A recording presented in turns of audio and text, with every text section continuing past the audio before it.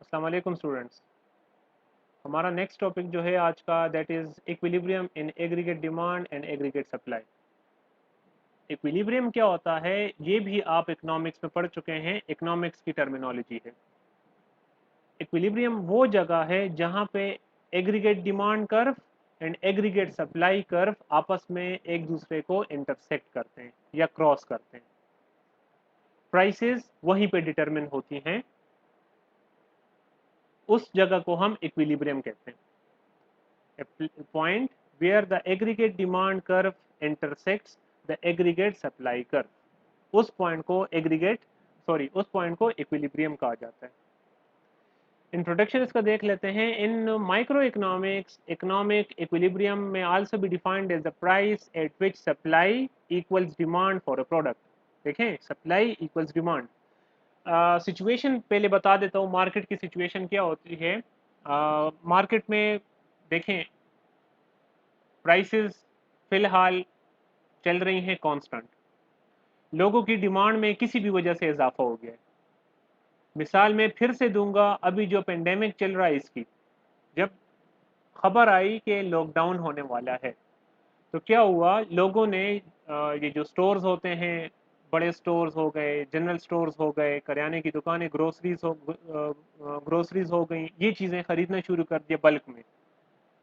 क्योंकि अनसर्टेनिटी थी कि पता नहीं कब तक ये लॉकडाउन रहेगा, लॉकडाउन में क्या होगा, तो घर में सब लोगों ने सामान जमा करना शुरू कर दिया था। तो प्राइसेस वर द सेम, लेकिन डिमांड बूम के साथ आगे बढ़ी, जिसकी वजह से मार्केट में चीज़ों की किल्लत पैदा हो गई और लोग ज़्यादा पैसे देने को भी तैयार थे प्रोडक्ट्स खरीदने के लिए, क्योंकि चीज़ें तो चाहिए थी ना। तो देखिए, मार्केट में डिमांड बढ़ गई। फैक्ट्रीज ने देखा कि यार मार्केट में तो डिमांड बढ़ गई है, why not to increase production and to increase the supply, ताकि लोगों की इस एक्स्ट्रा डिमांड को मीट किया जा सके। तो उन्होंने भी अपनी सप्लाई को बढ़ा दिया। तो जब डिमांड बढ़ी तो उससे प्राइसेस बढ़ना शुरू हो गई, और आपको पता है कि जब प्राइसेस बढ़ती हैं तो लोग, फैक्ट्रीज जो हैं, कंपनीज जो अपनी सप्लाई को बढ़ा देते हैं। जब सप्लाई बढ़ती है, मार्केट में डिमांड मीट होना शुरू हो जाती है और सप्लाई ज़्यादा हो जाती है, तो प्राइसेस जो हैं वो वापस अपने लेवल पे आना शुरू हो जाती हैं। सो इक्विलिब्रियम इज द पॉइंट जहाँ पे सप्लाई और डिमांड आपस में एक दूसरे के बराबर हो जाती है। ठीक है, तो उसको इक्विलिब्रियम कहते हैं। In other words, where the hypothetical supply and demand curves intersect, ये मैंने भी आपको बता दिया कि जहाँ पे डिमांड एंड सप्लाई कर्व एक दूसरे को इंटरसेक्ट करते हैं, उस जगह को कहते हैं जी इक्विलिब्रियम।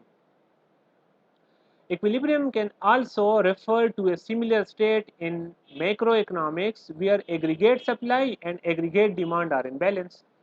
पहले जो मैंने बात की वो माइक्रो लेवल पे थी, अभी जो बात हो रही है वो मैक्रो इकोनॉमिक्स के या मैक्रो लेवल पे हो रही है। तो हम बात करेंगे एग्रीगेट डिमांड और एग्रीगेट सप्लाई की। माइक्रो में हम इंडिविजुअल प्रोडक्ट्स की बात कर रहे थे, मैक्रो में हम एग्रीगेट की बात करेंगे। तो ये सेम ही है, इसमें कोई फर्क नहीं है। आप देखें, where the aggregate supply and aggregate demand are in balance, means जब एग्रीगेट डिमांड कर्व और एग्रीगेट सप्लाई कर्व एक दूसरे को जहां पे इंटरसेक्ट करेगा, वही हमारा इक्विलिब्रियम होगा।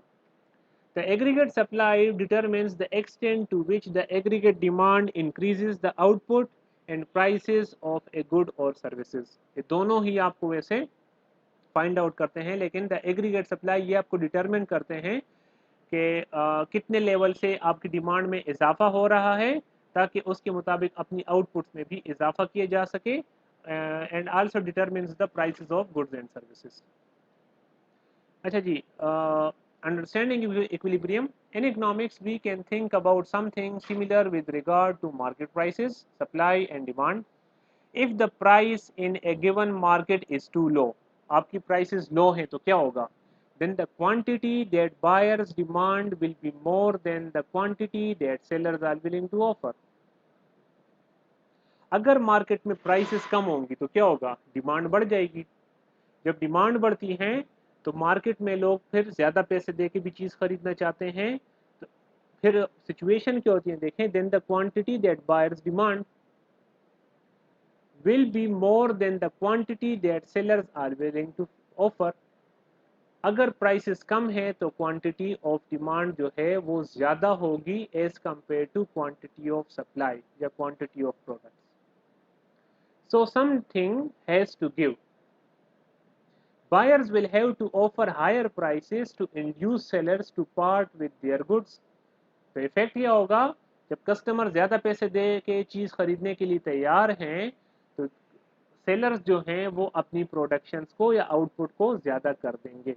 As they do, the market price will rise toward the level where the quantity demanded equals the quantity supplied. जब प्राइसेस बढ़ेंगी तो वहां पे फिर सप्लाई भी ज़्यादा हो जाएगी. जब सप्लाई ज़्यादा होगी और मार्केट की डिमांड मीट होना शुरू हो जाएगी तो एक पॉइंट ऐसा आएगा जहां पे quantity demanded and quantity supplied जो है वो आपस में बराबर होगी, and that point is the equilibrium. Eventually, it may reach the balance where quantity demanded just equals quantity supplied, and we can call this the market equilibrium. और यहीं पे आपकी market equilibrium है और यहीं पे price determine होती है. मिसाल के तौर पे एक बर्गर की शॉप है, ठीक है. मैं आपके साथ एक वीडियो भी शेयर करूंगा, इसलिए जब ये वीडियो मैं अपलोड करूंगा तो इसके लिंक में मैं एक वीडियो शेयर करूंगा, तो आप वो वीडियो भी देख लें. 1 से 2 मिनट की वीडियो है लेकिन बड़ी इंफॉर्मेटिव वीडियो है. एक कंपनी है, वो देखते हैं कि भाई मैं बर्गर्स, एक कंपनी ने, एक रेस्टोरेंट है या फास्ट फूड है, उसने बर्गर्स नया बनाया है. उसकी प्राइस उन्होंने रखी है $10. वो देखते हैं कि मैं दिन में 100 यूनिट्स तो प्रोड्यूस कर रहा हूँ लेकिन मेरी जो सेल है वो 50 यूनिट्स हो रही है ड्यू टू हाई प्राइस. तो वो क्या करता है, अपनी प्राइस को कम कर देता है, ले आता है $5 के ऊपर, और यूनिट्स कितने प्रोड्यूस कर रहा है, 100 units. After decreasing in the price वो देखता है कि मेरे जो कस्टमर्स हैं वो ज़्यादा हो गए हैं और वो ज़्यादा रिक्वायर कर रहे हैं चीज़ें, और मेरी जो सेल्स हैं वो हो गई है 150 यूनिट्स, 150 बर्गर बिक रहे हैं, और मेरी प्रोडक्शन तो, मेरी प्रोडक्ट्स की डिमांड 150 बर्गर की है जबकि मैं कितने बर्गर प्रोड्यूस कर रहा हूँ, 100 बर्गर, क्योंकि मैंने प्राइस कम कर दी है. अब इस सिचुएशन में रोज़ाना के हिसाब से मेरे 50 कस्टमर जो हैं वो ज़ाया हो रहे हैं. तो मैं क्या करूँगा, इस डिमांड को मीट करने के लिए अपनी सप्लाई को ज़्यादा कर दूंगा. तो मैं कितनी यूनिट्स प्रोड्यूस करूंगा, 150 यूनिट्स. तो देखें, एट द रेट ऑफ 150 मेरी डिमांड भी 150 है और मेरी सप्लाई भी 150 है, तो यहाँ में मेरी प्राइस डिटरमिन हो गई जो कि है $5 पर बर्गर की. तो इस तरीके से मार्केट में इक्विलिब्रियम आपकी प्राइसेस को डिटरमिन करता है. ये देखें, सिंपल सा डायग्राम है, ये आपका सप्लाई कर्व हो गया which shows the positive relationship between price and supply. ये आपका डिमांड कर्व हो गया which shows the negative relationship between the demand and price.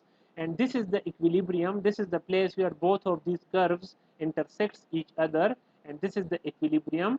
तो ये आपकी वो पॉइंट होगा जहाँ पे आपको पता लगता है कि मेरी कितनी डिमांड है, उसके मुताबिक मैं कितनी सप्लाई करूँ, और प्राइस डिटरमिन हो जाती है यहाँ.